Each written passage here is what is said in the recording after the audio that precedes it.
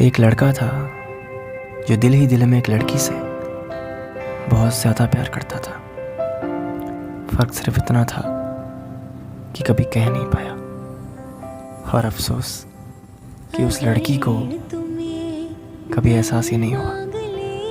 कई दफ़ा कोशिश की उसने उसे जताने की कि वो कितना चाहता है उसे, पर साला कभी कह नहीं पाया।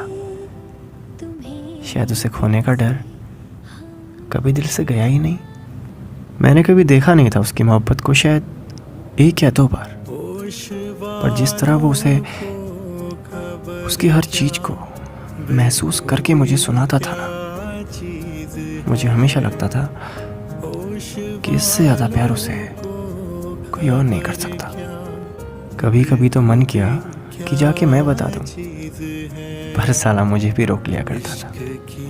इतना तो मैं समझ चुका था कि वो उस लड़की की एक स्माइल पे कुछ भी कर सकता था।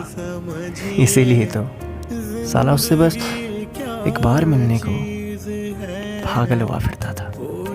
ऐसी मोहब्बत मैंने आज तक नहीं देखी थी, क्योंकि एक बात तो मैं समझ चुका था कि वो सिर्फ उस लड़की को चाहता था, उस लड़की से कुछ नहीं चाहता था।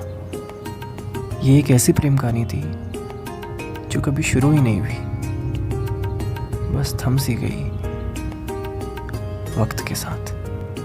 ना वो कभी उससे कुछ बोल पाया और ना वो कुछ जान पाई, और मैं हमेशा यही सोचता रहा कि मेरी नहीं, पर काश मैं इनकी मोहब्बत को ज़रूर पूरा करूँगा। उसकी लाइफ का पहिया और मेरी लाइफ का पहिया लगभग साथ साथ ही घूम रहा था। फ़र्क सिर्फ इतना था कि मैं प्यार करके टूट चुका था और अब उसका टूटना बाकी था।